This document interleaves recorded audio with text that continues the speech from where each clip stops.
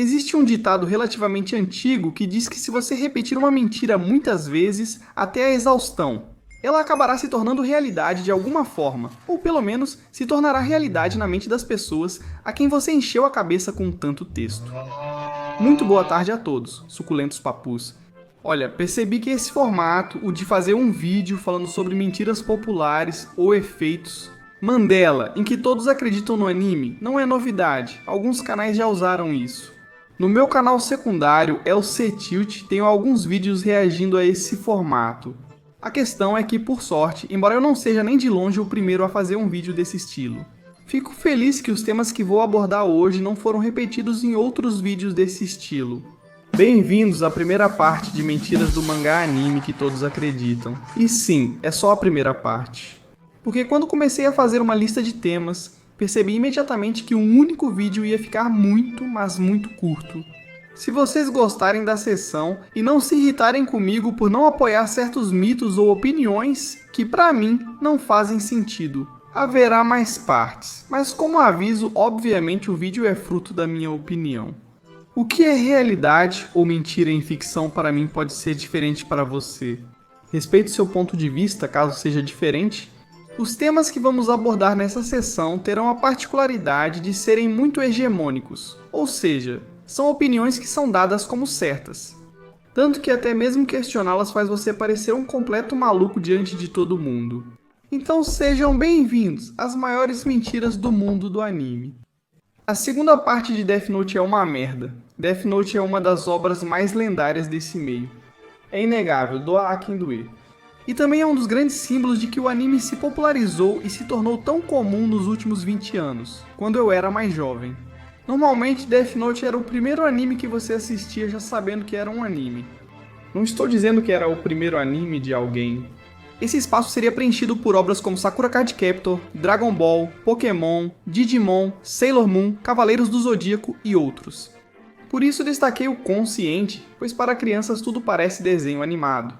Eles não distinguem exatamente o que é um cartoon ocidental do que é um anime japonês. Apesar de Death Note ainda ser muito querido e lembrado, mesmo tantos anos após sua publicação, há um mito, metade verdade e metade mentira, que é muito difundido. E esse é que Death Note ficou uma droga depois que L morreu. Ou seja, se vocês se lembram, Death Note, embora tivesse apenas uma temporada propriamente dita, que adaptou todo o mangá com suas licenças narrativas, podemos dividir isso em duas partes distintas. A principal é Light contra L, que conquistou todos. E depois a segunda parte, onde o Light enfrentaria desta vez os 3 sucessores do L. Bom, há 2, porque o terceiro, Melo e Nier. Dizer que a primeira parte de Death Note foi perfeita é mentira. Algo com o qual eu concordo até certo ponto. Apesar de ter alguns furos de roteiro e erros aqui e ali, o fato é que é incrivelmente divertida e super imersiva. Por outro lado, dizer que a parte 2 é insuportável, pulável ou descartável, insinuando que é ruim, não é verdade, pelo menos não totalmente. Seria mentir descaradamente dizer que a série não teve uma queda depois da morte do L, não é verdade? A dinâmica entre L e Kira era absolutamente cinematográfica, tão imersiva que você não conseguia tirar os olhos da televisão nem por um segundo. Foi mais viciante que ver lutas no anime. A segunda parte teve problemas, mas o ritmo era bom. Nessa parte, encontramos um Light com o ego nas alturas. Se antes ele já era um convencido insuportável, com complexo de Deus. Depois de derrotar o L, o cara já se acha literalmente o Dr. Manhattan. Isso faz com que, em parte, o Light cometa muito mais erros durante essa parte. Não seja tão analítico e calculista como antes, quando ele realmente temia alguém como Ryusaki. Aqui, Light vê Melo e Nier como 2 homúnculos ridículos do L, sem muita chance contra ele. Mas aqui justamente vem a segunda parte do problema, que são os rivais justamente. Embora Melo e Nier não me desagradem, estão longe do carisma e da aura do L. Acho que isso teria sido resolvido se o autor tivesse se concentrado em um bom sucessor, em vez de colocar 3 sucessores pouco desenvolvidos e feitos tão pela metade. Além disso, Nier é um grande problema, pois esse cara aparenta usar hacks. Muitas das suas deduções não são baseadas em trabalho investigativo, muitas são fruto da sua intuição. E o desgraçado sempre acerta, mesmo sendo um anime e essas coisas acontecendo. É verdade, Death Note não aceita esse tipo de coisa. Depois podemos teorizar que L justo deixou o trabalho pronto para o Nier, usando informações vazadas, já que L sabia cedo que Light era o Kira. E que fosse por isso que parecia prever tudo de uma forma quase sobrenatural, não sei. A questão é que, apesar desses erros, é uma mentira super descarada dizer que a segunda parte foi ruim ou chata. Foi muito boa, talvez não um 9 como a primeira, mas sim um 7, bem melhor sozinha essa segunda parte. Que mangás e animes, para os quais hoje em dia muitos bajulam por fazerem muito menos e muito pior. Não vou citar nomes para evitar desconforto, mas estou convencido disso. A série continuou divertida, tensa e intensa, mantendo o ritmo até o fim que eu adorei.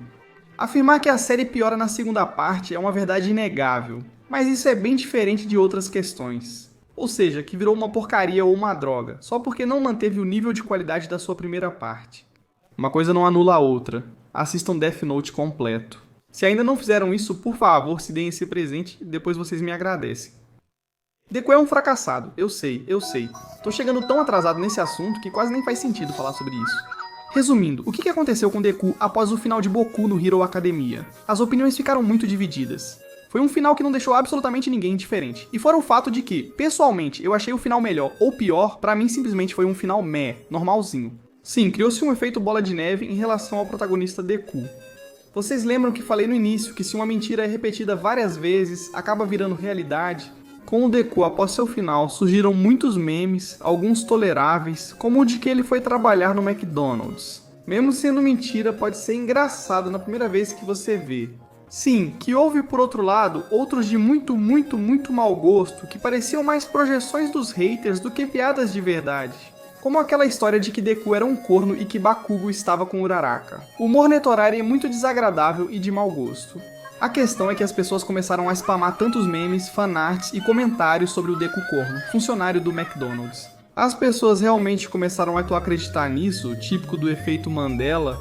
Teve gente que realmente começou a pensar que o Deku acabou indo no McDonald's, que foi corneado ou que no geral é um fracassado. E na verdade nada poderia estar mais longe da realidade. Não é só que o Deku não seja um fracassado, mas ele conseguiu absolutamente tudo.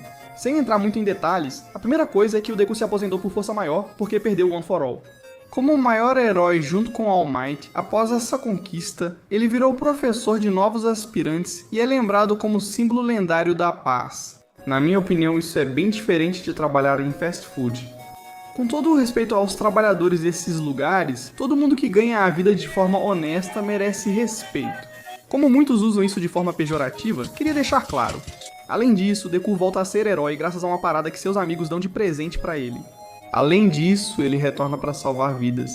Com o lance da Uraraka já foi absolutamente estúpido, claramente, e depois ficou ainda mais claro que Uraraka ficou com Midoriya. Toda essa conversa nojenta de Netorari surgiu porque dizem que a Uraraka ficou com Bakugo por anos e que não tem ilustração. De uma forma extremamente estranha e forçada, o Bakugo está pegando na bunda da Uraraka ou algo assim. Bom, besteira essa parte, todo mundo sabe que o Bakugo é gay.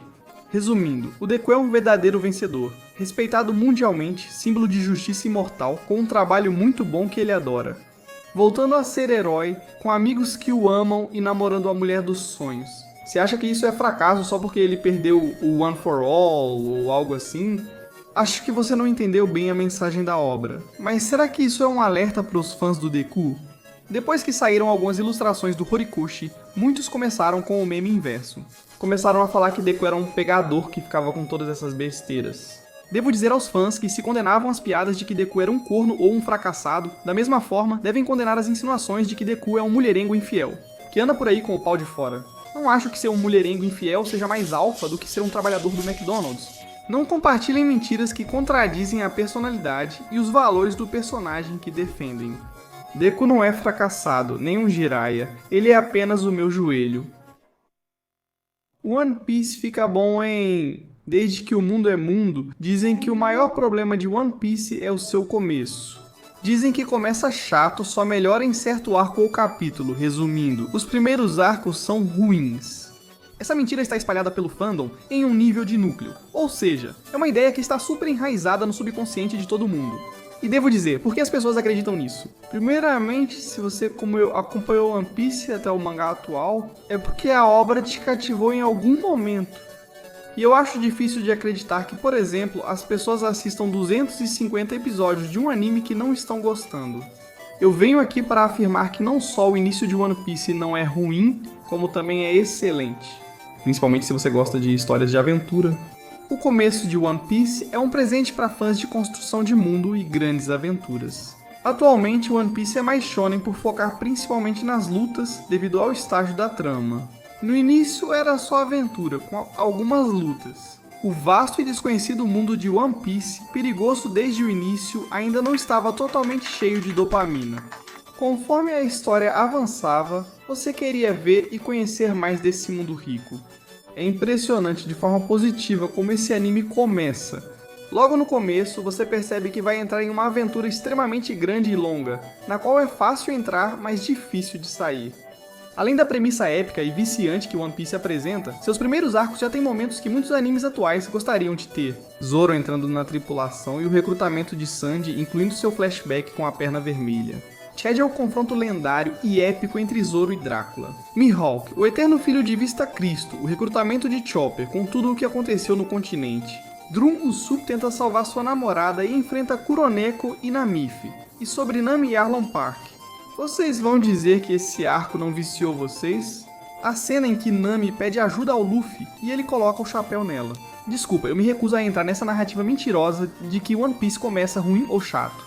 E nem vou falar de Arabasta, porque quem disser que esse arco foi chato... Olha, eu até aceito que tem partes muito pesadas e chatas nesse anime. Mas esse problema também existe no One Piece atual. Egghead e Elbaf estão a todo vapor e são góticos. Mas o ano teve partes tão insuportáveis que eu, este que vos fala, não aguentei por muito tempo. One Piece que já carrega nas costas. Mas em Arabasta, apesar dos começos difíceis dos arcos, tivemos lutas como Zoro contra Darth Bones. Irmão, esse confronto ainda é lendário e uma das minhas lutas favoritas do mangá e anime. Desculpa, é isso. Skip é tão chato que dá vontade de pular pela janela. E que Water 7 e Enies Lobby foram um salto de qualidade para a obra.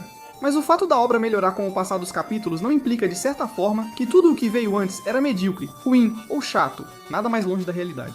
Desculpe, mas ninguém pode devolver minhas lágrimas pelo passado de Sanji, de Nami ou pela epicidade de certas lutas. Por isso nunca vou aceitar que One Piece começa chato, porque pra mim isso não é verdade. E bom pessoal, sinto muito, mas ficamos sem tempo. Eu queria que o vídeo tivesse 6 mentiras em vez de apenas 3.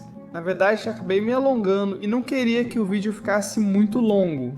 Se gostaram da dinâmica e formato, apoiem este vídeo. E eu me comprometo a postar mais partes, porque nesse meio abundam mitos e lendas.